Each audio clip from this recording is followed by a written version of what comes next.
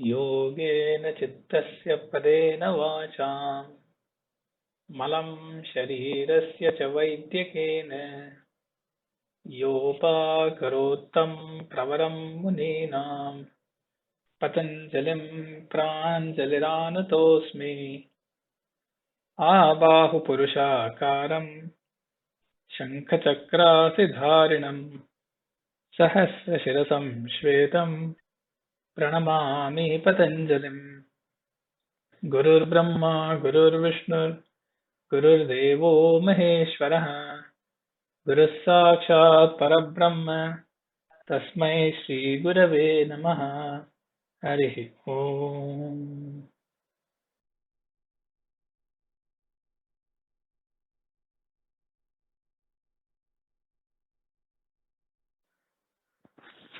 So today we begin with the fourth chapter, which is the Kaivalyapada.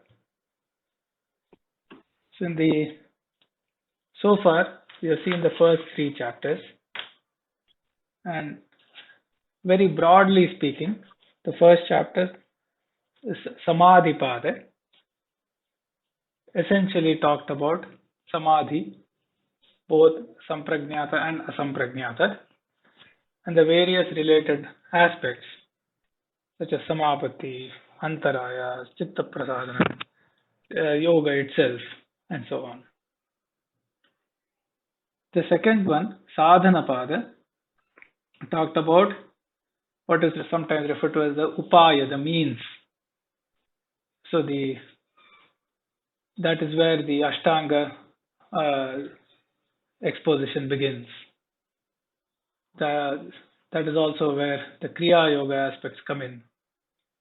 And as part of that, of course, various related theoretical aspects are also covered. The third chapter, the Vibhuti Pada, talks about what is attained by those means by encompassing all that can be attained. So the various siddhis and vibhutis are mentioned. And again, as and when things are mentioned, there is addition or explanation of related theoretical aspects, related questions and debates. So all the context is brought in, and various related things are also clarified.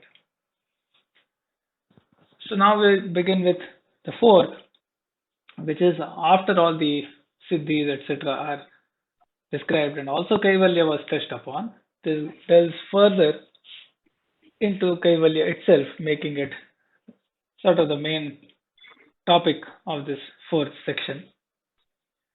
And therefore we now look at what is known as Kaivalya Padaha. Here as well, many related things will be covered, even though Kaivalya is the sort of the central topic of the chapter.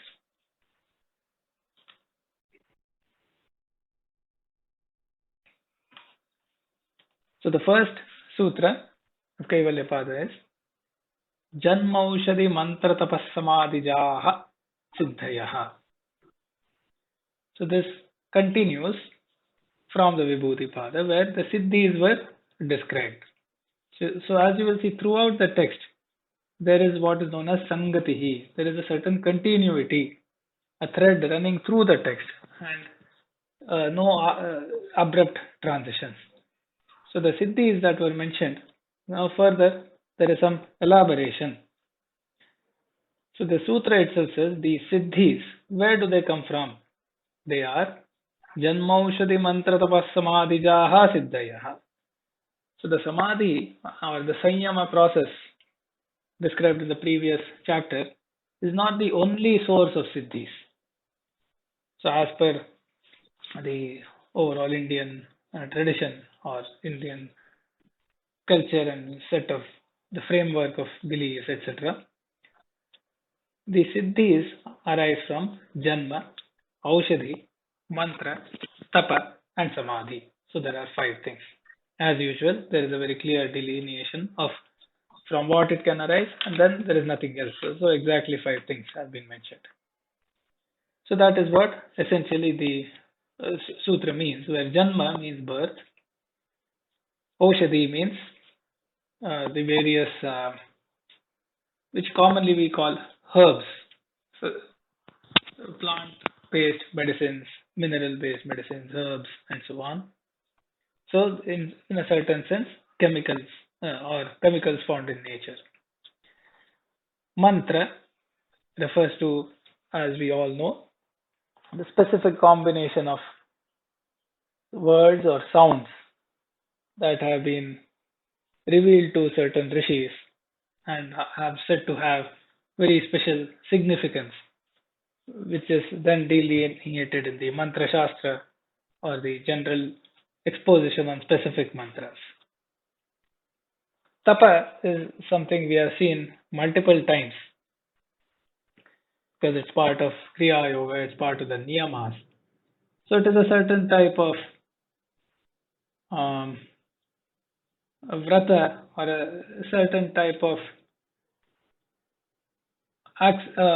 adopting certain constraints on oneself, whether it is bodily or related to eating, drinking, or it is about, so it is sometimes known as kaya klesha, etc.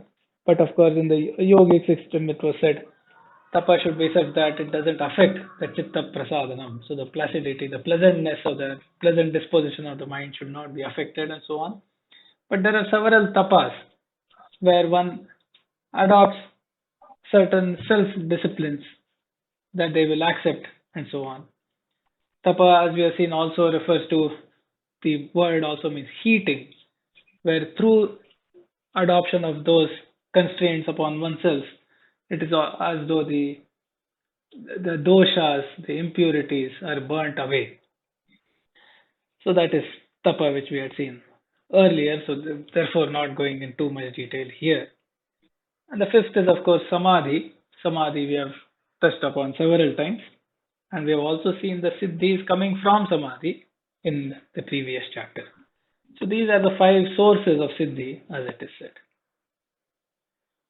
As an introduction in the Yoga Vartika, it is said, Tatra Adau Kaivalya Yogyam Chittam Nirdharayitum Pancha Prakaram Siddhim Ah Anenaiva Prasangena Janmadi Siddhyapekshaya Tatokta Samadhi Siddhehe Utkarshopi Setsyati. So now that the topic of Kaivalya has come, here it is said, which is the chitta or what type of chitta is suitable, is fit for Kaivalya.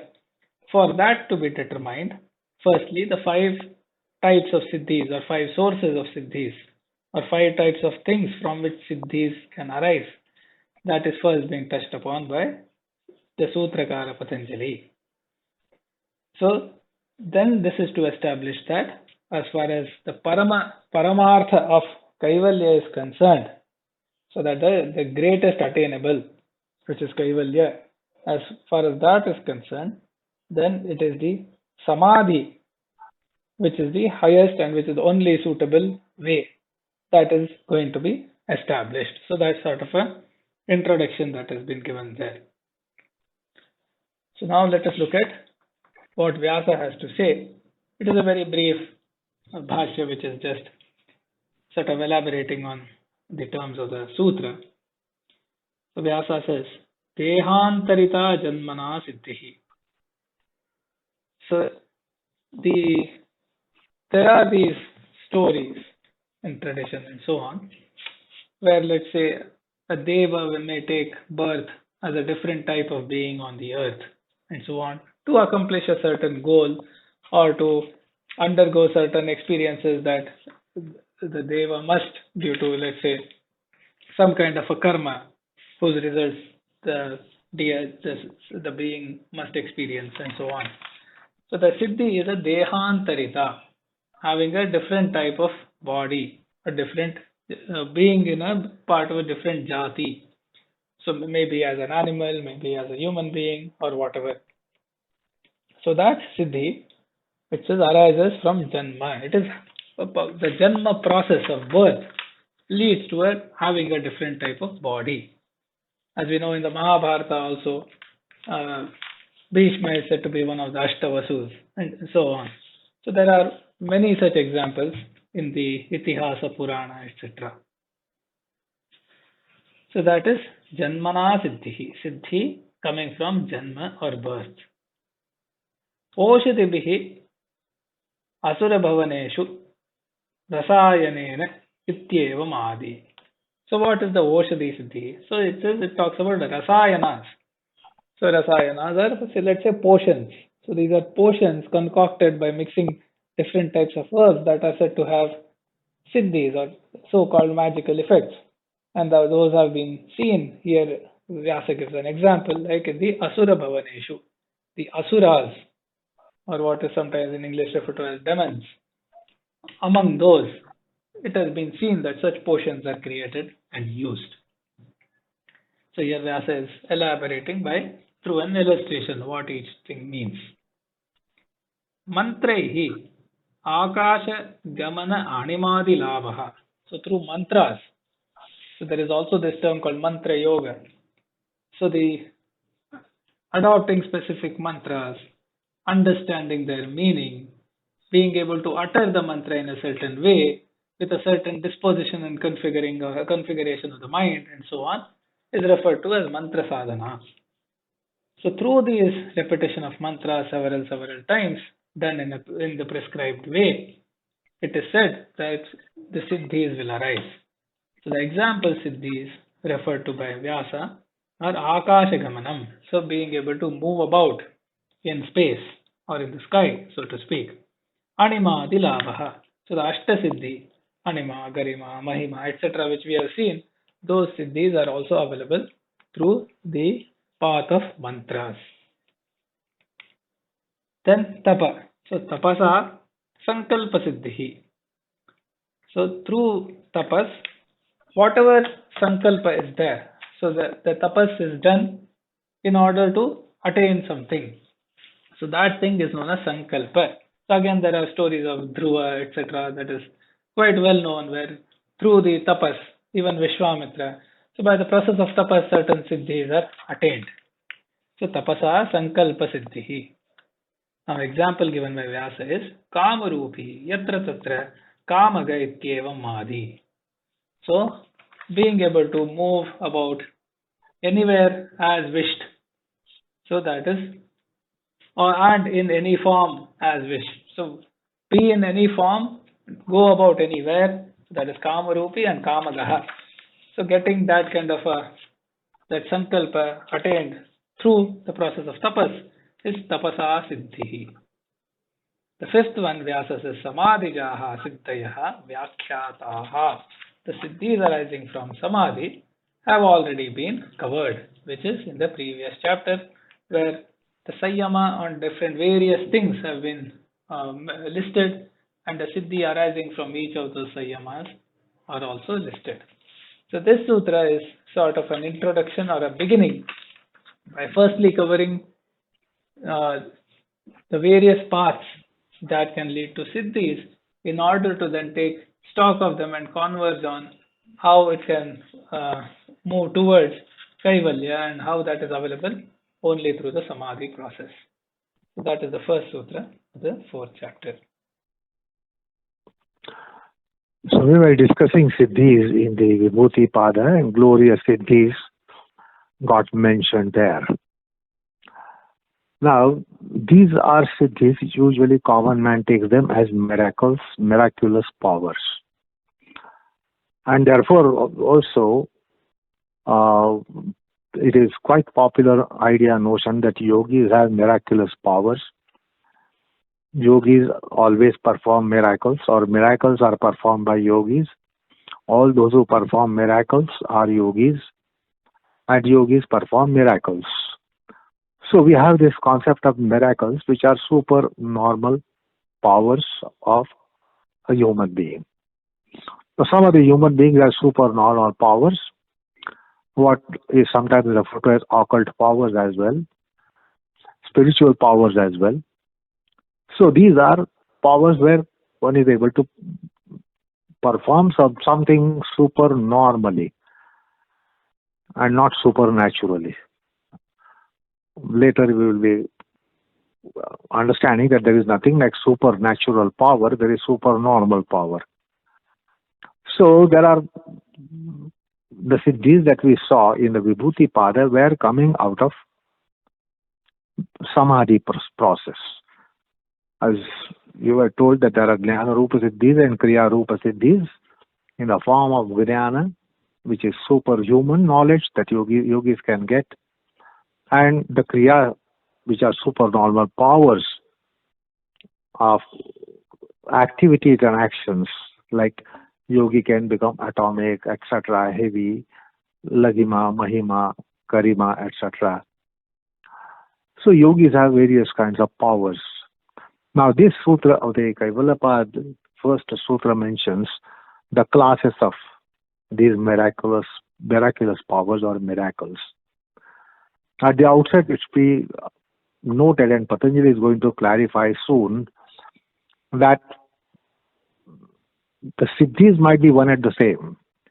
Yogis can perform certain supernormal, show the manifestation of supernormal powers, superhuman powers. Some other person also can be doing it. But there is a big difference between yogis' powers and the same powers of others. Now, what are these others? The others are, some people are born with certain supernormal abilities and what we often refer to as child prodigies. The child prodigy means supernormal power that child has than compared to the average children, general children class. So sometimes the powers come by birth. So janmataḥ siddhi. Just as we are aware of congenital problems, there are congenital diseases, there are congenital powers which come by birth. And there are many instances that we know about of child prodigies. Miraculous powers are there in the just born, or miraculous powers come by just birth to such a child, manifesting after a couple of months and weeks and years, etc. But there seems to be no practices involved to have these supernormal powers. So that means they are deemed to be by birth powers. Aushadhi. So also the herbs and drugs and medicines, they also have supernormal powers. Immortalities are reached by medicines, by drugs, by rasayanas. And you just now heard Vyasa telling us about these glorious rasayana shastra that asuras had developed, rakshasas had developed, and they had incredible powers by consuming certain herbs, certain concoctions, certain chemical formulae. They would have these powers as well. Then mantra is incantations. By incantations also, such supernormal powers can be had. If yogi can disappear, one can disappear by power of mantras, by incantations. Someone can disappear by way of aushadhi. Someone can disappear by way of tapas. Yogis can also disappear. They also can disappear, but then we cannot be equating. All those are able to disappear. All those are able to become atomic. All those are able to become the buoyancy or becoming light, becoming heavy. We cannot be equating them. Yogi might be performing the same. However, there is great difference between the powers generated by samadhi and the same powers generated by the other means. These are namely janma, aushadhi, mantra, and tapas. So mythology tells us a great deal about these kinds of siddhis which people had attained, rakshasas had attained, devatas had attained. Devatas also can be attaining certain siddhis which yogis have by way of mantra, by way of tapas, etc. So basically, the same siddhis that we have already taken note of and we have heard about can be coming up without the measure and means that we saw, which was samyama. Without samyama also, the certain siddhis can be coming. Jnana rupa siddhi, kriya rupa siddhis can be coming up. And they are, we know them as occult powers, spiritual powers, etc. So that's what the Kaivalyapada begins to tell us about, the siddhis.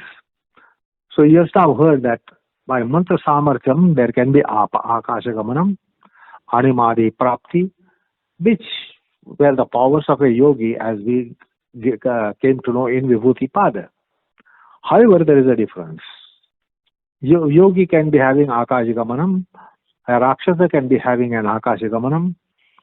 By incantation power, one can be getting akashagamanam. By the other means such as aushadhi, etc., or by birth, etc., one can have this power of disappearance or akashagamanam, and then animadi, etc., anima, mahima, garima, ladima, prapti, etc.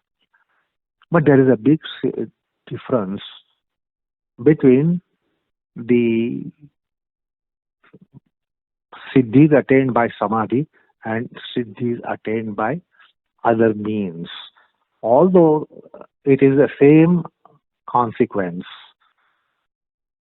for us, it is not the same consequence for one who is having those siddhis. So the point is, yogi siddhis are going to stand out. If yogi disappears, it is going to stand out, because even Rakshasas can disappear. One who is in mantra sadhana can disappear. One who is in tapa sadhana can disappear. The point is, the various measures are there to attain the same supernormal powers that we heard about in the 3rd chapter of Yoga Sutras. That's how the Kaivalyapada commences by mentioning that these siddhis don't only come by yoga, there are other means to also attain the siddhis. And they are namely janmauṣadhimantratapaḥ. Okay.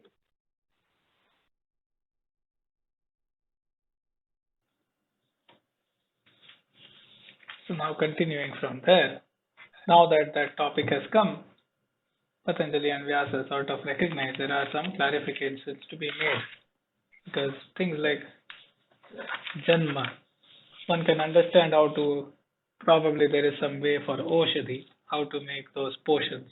There must be some recipes and so on. Mantra, one can understand that it must be about uttering the mantras in the right way and so on. But a janma, where through a birth a different form is taken, etc., there are natural technical questions that would arise. How does this work? How can this happen? And so on. So anticipating that comes in the 2nd sutra. And Vyasa gives a preamble. He says, Tatra kayendriyanam anya jātiya parinatānaṁ. Then comes the sutra, jātyantarapariṇāmaḥ prakṛtyāpūrāt. So the real question is, how does this transformation from one form or being, one type of form of being, like we have seen, Nahusha turned into the snake, Nandishvara turned into the bull of Shiva. So how can this complete transformation of the kind of being one is, how can that happen? So then, in answers, it says, Kayendriyanam anya jātiya parinatānaṁ. So with respect to the kaya means body, the indriyas are now those facets, as we have seen, of the chitta that are the shakti to either grasp the world or cause our actions with jnanendriyas and karmendriyas respectively, and they have their gross manifestation with relation to the body, such as ears, eyes, skin, and so on. So with respect to the kaya indriya, it says jātyantarapariṇāmaḥ, transformation into a completely different category. Jati is like a category. So turning from, say, a human to a snake, or in case of Nandeshwara, to a bull. So the jātyantarapariṇāmaḥ, that transformation happens through, which is prakṛtyāpūrāt. Okay, from the prakriti, entering and filling it in.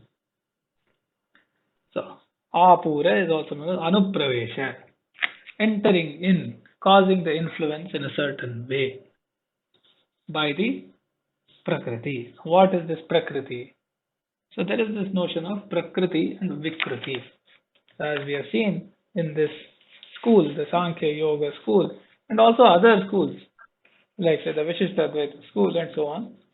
Everything evolves through, all the creation is coming from prakriti through a process of transformation, which is also known as sometimes evolution, when it is manifesting various things. And then there is also the concept of a reverse process, which is known as laya. So when something transforms into something else, that is known as a tattvantarapariṇāmaḥ. And we have seen all of this in the second chapter. So whenever something transforms into something else, the thing that transformed is known as prakriti. So if the tanmatras transform into the mahabhutas, the tanmatras are the prakriti. And what is they get transformed into, that is known as the vikriti. So similarly, the ahankara or the ahankara tattva gets transformed, or the asmita tattva, which is also the other name it is referred to with, gets transformed into indriyas. So there the asmita is the prakriti, and the indriyas that it transformed into, those are the vikritis. The ahankara itself may have come from mahat. Then with respect to that, mahat is the prakriti, the ahankara is the vikriti. So at each state or each stage, the tattva, which is the prakriti for that transformation, it is the process of, it is as though it is entering the next manifestation in a certain way, which is the anupravesha. That is known as apura. So here it is said prakṛtyāpūrāt. How does this jātyantarapariṇāmaḥ happen? How does one category of being transform into another category of being? The explanation. Because otherwise it becomes a magical effect. Something went away, something came in, which is not acceptable in the yoga school, in the Sankhya school, so it has to be explained. So the explanation is, it is the prakriti tattva, the corresponding prakriti tattvas that evolve and manifest in a certain way to give rise to that transformation. So that is the sutra. Let's look at the bhashya. Vyasa says, Purva parinama apaye, Uttara parinama upajanaha, Tesham apurva avayava anupraveshat bhavati. So when the previous manifestation, which is the result of the previous transformation, when that goes away, when that fades away, so that is purva parinama apaye. And when the new one arises, uttara parinama upajanaha, when the new one arises, then tesham, this is with respect to the kaya and the indriya, and their transformations and manifestations. Tesham apurva avayava anupraveshat. So when the parts that did not exist previously and are only coming to being as part of the transformation, that is known as apurva, which is not existing earlier. Avayava anupraveshat, entering into that. Anupraveshat bhavati. Through that the transformation happens. So kayendriya prakritayascha. So the prakritis of the kaya and the indriya, So what is the prakriti of the kaya or the body? So elsewhere it is said, kayasya hi prakritihi prithivyaadini bhutani. So the prakriti for the kaya is the bhutas, prithvi, aap, tej, vayu, akash, earth, water, fire, air, ether, as it is said. Indriyanam cha prakriti asmita. So that ahankara tattva or the asmita tattva, that is the prakriti for the indriyas, because the transformation of that gives rise to the indriyas. Tad avayava anupraveshaha apuraha. So when those prakritis enter into that new form or state, that is known as apuraha. So here it is said, kayendriya prakritayascha swam swam vikaram anugrunnanti apurena. So they sort of the grace, anugrunnanti means they adopt and grace the vikaraha. So here that refers to they manifest. So they manifest the new forms, the new vikaraha, by this process of apura, which is avayava anupravesha, by entering into, by giving rise to, by taking the shape of the new form with respect to the new manifestation. So one may wonder if this is how that is happening, if the prakriti, the corresponding prakriti, is getting transformed into the new one, then what stops this from happening all the time? Why not all kinds of shapes and forms and being keep on arising and going away? What is controlling this potential chaos? So there he says, dharmadi nimittam apekshamana iti. So the prakṛtīnāṃ that are giving rise to this different configurations of the body and the indriyas, what is the nature of the prakritis? They are dharmadi nimittam apekshamana. So they are something that expect or that require certain nimitta. Nimitta is a triggering cause, such as dharmadi.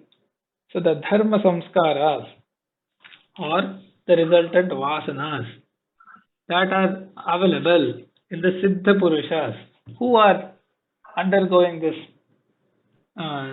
transformation through the janma, the siddhi through the janma. So they have accumulated certain dharma.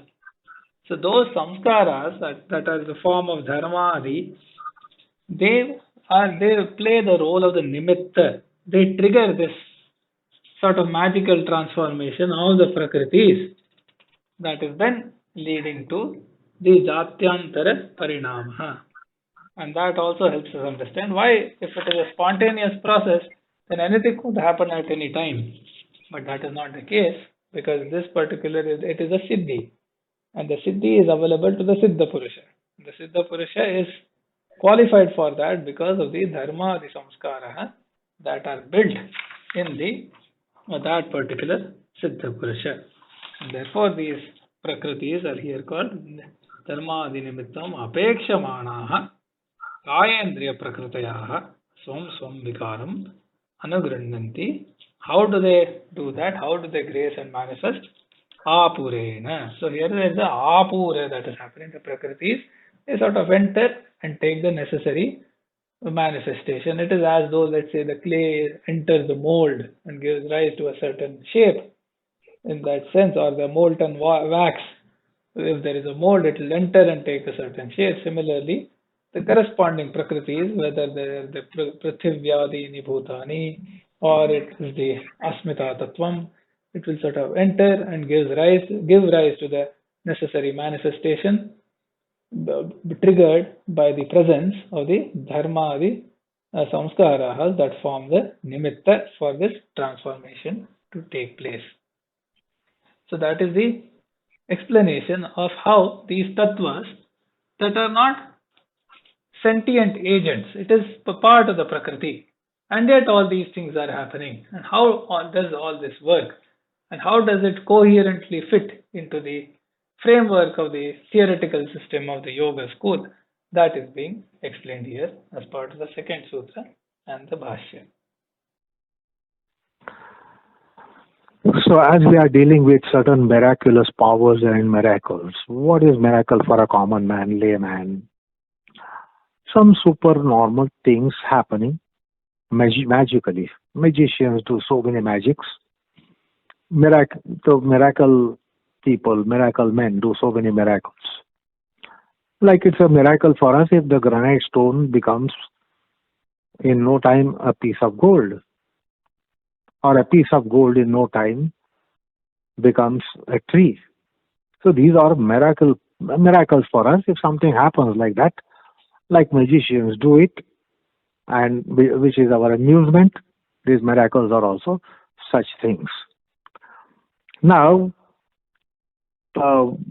we are discussing here from the Vyasa's commentary is a parināma that is called jātyantarapariṇāmaḥ. There are two kinds of parinamas.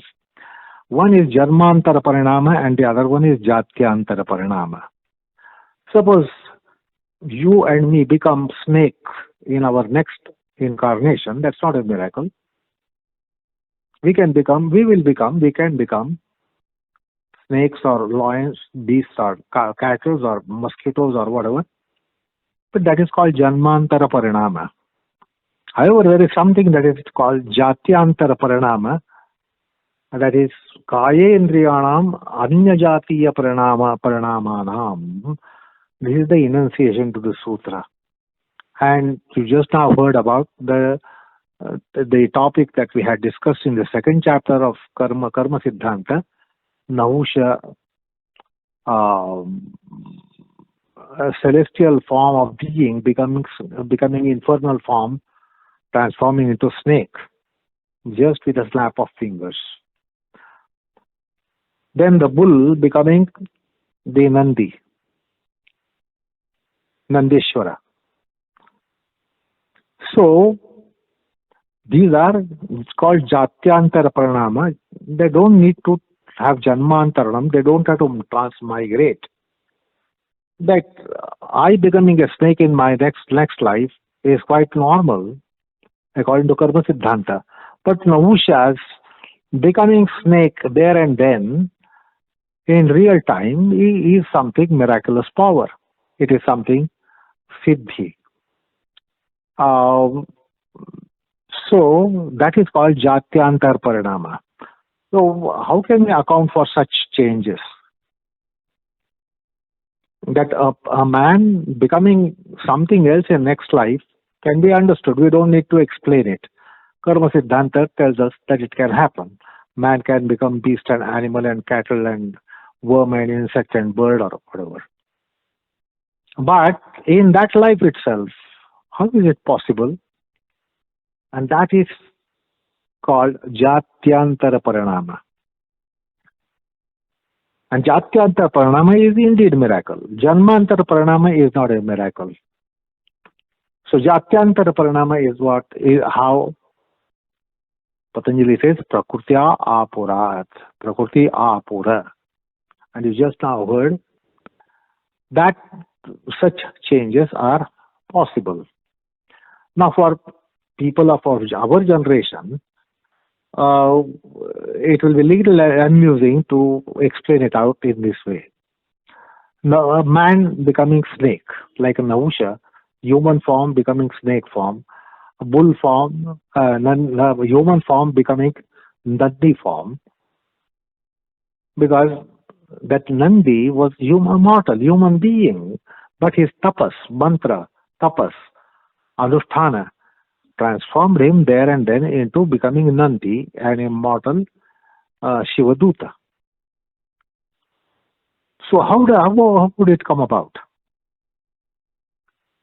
So for people of today's generation, we can explain it out this way, that like you in computer graphics, a form will fade out and another form will fade in. And that is amusement for us to see the play of computer graphics, horse becoming elephant, elephant's face becoming eagle's face, eagle becoming a lion, lion becoming crow. So it's a marvel to watch, and it is amusing to watch in computer graphics. So the line work goes on changing and the manifestation changes. So here it is the parināma of kaya and indriya. Because the Husha from human kaya had to get serpentine kaya. From human senses had to get serpentine senses. So that happened something akin to computer graphics. Now that happens basically because of the potentials in very prakrti. The prakrti is indeed omnipotent entity. And being omnipotent entity, anything can come out of anything by just rearranging the form of kaya and the form of indriyas. So, to explain out the case of Nahusha and Nandishvara, which was discussed in the second chapter in the Karma Siddhanta, the rationale is being given here. Jātyantarapariṇāmaḥ prakṛtīnāṃ. So what was not there, it's turned out from what is already there. Because it's all prakrti. Nahusha was a piece of prakrti, kaya indriya structure, and snake is also prakrti, a particular structure, serpentine structure of the same prakrti. So it is just the prakrti changing its manifestation in the form of kaya and indriya, and the changes taking place miraculously. As I said, a granite stone becoming gold is a miracle for us. In real time, if it changes into gold form, it is a miracle.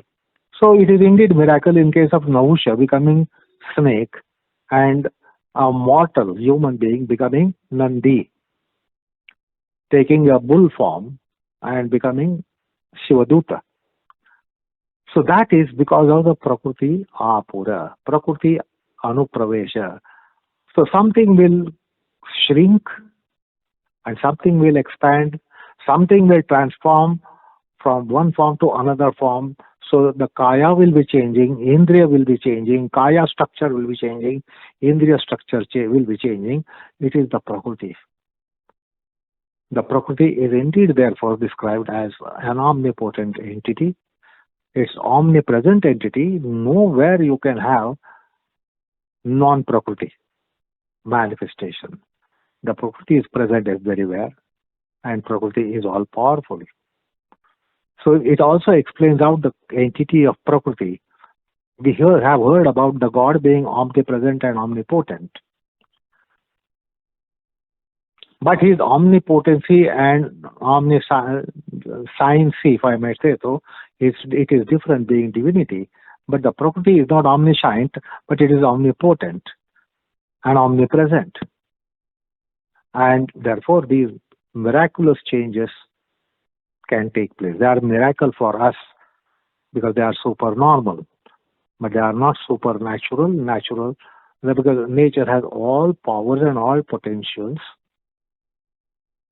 and it is only rearrangement of something transforming into other, or something entering and something going away, like it happens in computer graphics.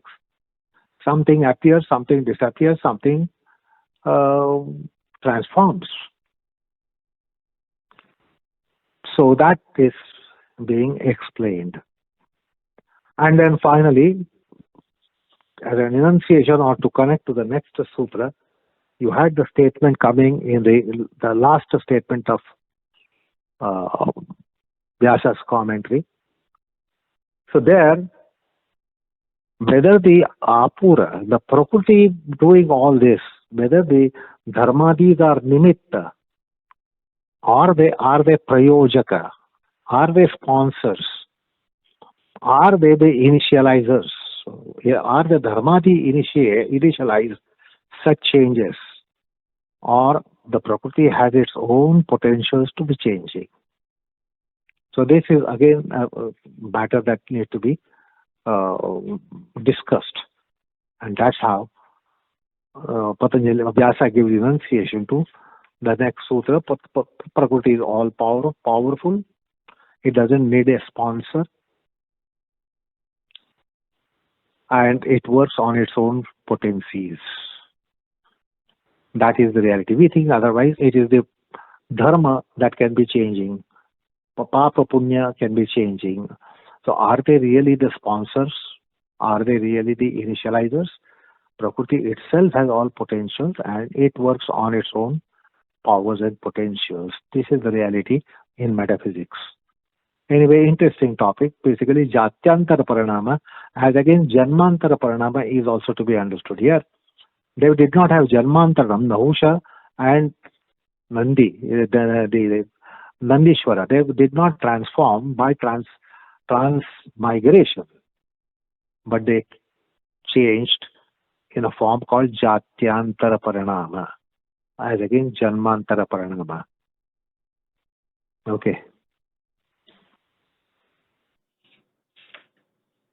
So here, Vyasa ended by saying the prakritis of kaya indriya, they are dharmadi nimittam apekshamana. So they are sort of triggered by the dharmadi, which is the dharma samskaras, etc. So the question, as just stated, there are some clarifications needed here, because is dharma the samskara able to control the prakriti and create all these changes? How does this really operate? So that is one question which the next sutra answers.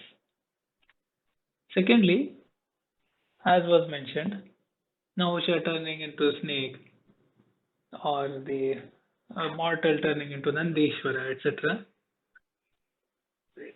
It could be, I mean, in the current world, it could be treated as stories of fantasy. But you have to notice how these stories from the Itihasa Puranas, the Darshanakaras like Patanjali and Vyasa and so on, they did not simply discard that as stories of fantasy. They gave it the due stature as being part of the Itihasa Puranas and so on. So they had to define their system in a certain way that not only explains whatever is seen in the world, in the current age and so on, it also has to encompass everything seen in the Vedas, the Agamas, from the sayings of the Rishis. So all the well accepted notions have to be coherently explained when a system is being created. So that itself is a certain greatness of how they are able to define or explain the tattvas, their operations, the underlying system, without disregarding any detail and being able to explain all the details. So whether one takes it as a story of fantasy or not, regardless of that, we know that, or they can assure, Patanjali and Vyasa can assure that all of this is explainable in the yogic system. So that is something in the Indian darshanas, which they had to cater to each and every aspect of detail, and that is also seen in other darshanas like Nyaya, Vaisheshika, etc. So I refer to the next sutra touching upon this aspect as to the what is the nature if the prakritis are anticipating dharmadi nimittas, then are the dharmadi nimittas controlling and causing it? Because that is a problem, because prakriti is swatantra, etc. So that has been discussed in the next sutra, which says nimittamaprayojakaṃ prakṛtīnāṃ varaṇabhedastu tataḥ kṣetrikavat. So this sutra we will take in the next session, the sutra itself is long and the bhashya also has to be carefully seen. But just to give a flavor of what is the question being answered, so elsewhere it is said, Satyam dharmadayo nimittam natu prayojakaha teshamapi prakṛtikaryatvat. So the thing is, the dharmadi samskaraha, they are also created out of prakriti. So they are a karya. So they are also a vikara. So they are a later stage of evolution. Now, if something is made out of something else, it is an effect. Then, nachakaryam karanam prayojayati. So it is seen and it is accepted that the effect doesn't cause the cause, or the effect doesn't control the cause, because then that is an inversion of roles.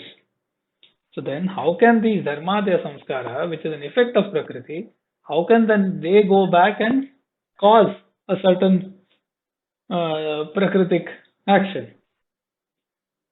So nata karyam karanam prayojayati tasya tad adhinotpattitaya karana paratantratvat.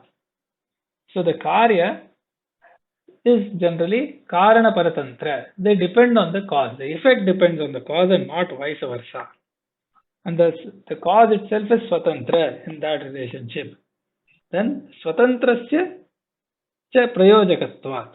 How can a dependent entity, which has come as an effect, how can it come and be the nimitta or the cause for what itself is a cause? So that is the question, which we'll take in more detail, and the next sutra very beautifully answers that, the third sutra, through a nice illustration. So we'll see that in the subsequent session, where we'll see what is nimittamaprayojakaṃ prakṛtīnāṃ varaṇabhedastu tataḥ kṣetrikavat. So that we'll see in the next session. Let me have an addenda here. As I just now said, Prakriti is omnipotent. Little clarification with regards to that. See, this nature, Prakriti we understand as nature. What we have in nature is something that is said to be having temperature of absolute zero. So we have in our cosmos temperature somewhere which is absolute zero on one hand. On the other hand, we have temperatures soaring to 50, 60, 100,000 or some hundreds of thousands of millions of degrees of Celsius or Kelvin. It's all nature. Absolute zero is also in the nature, is in the nature of the nature, by the nature, in the nature itself. And even the soaring temperatures of 100,000 degrees or 100 million degrees is also in nature. So what we have on the planet, from very tender blade of grass to beautiful bewitching flowers to fruits to trees and plants to mountains and rivers and whatnot in the nature that we have on the planet, it's all nature. Beyond the planet also it is nature. All that is in solar system is nature. All that is in our galaxy is nature. All that is in the neighboring galaxy and other galaxies is also nature. All those nebulae in the galaxies are nature. Stars in the galaxy are nature. So this nature is an enormous entity.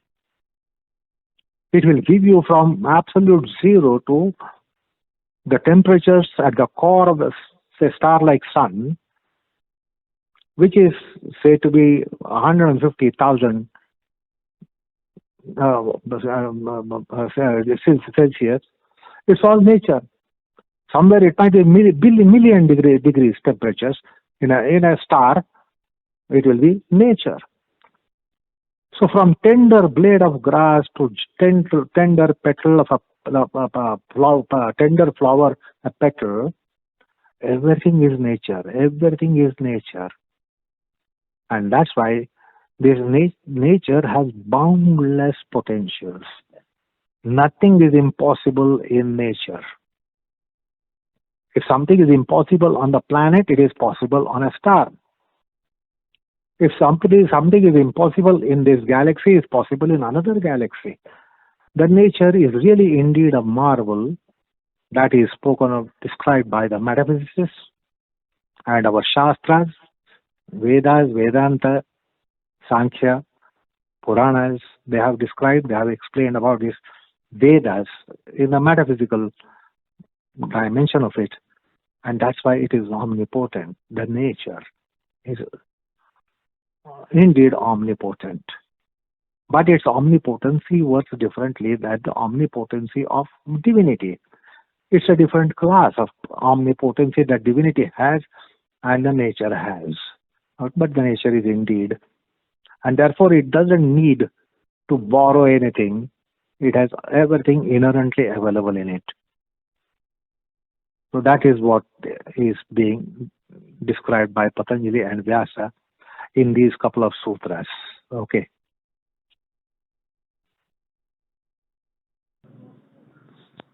So let's recite the slokas and Guruji and stop for today. Vaijñānikam pravaktatva आसनेषु कलाविदम् योगाभ्यासे च तत्त्वज्ञम् वन्देऽहं सुन्दरं गुरुम् योगवृक्षो हि लोकेऽस्मिन् यत्प्रेरणेन वर्धितः योगाचार्यगुरो तुभ्यं सुन्दराय नमो नमः. Thank you. Namaskar all of you.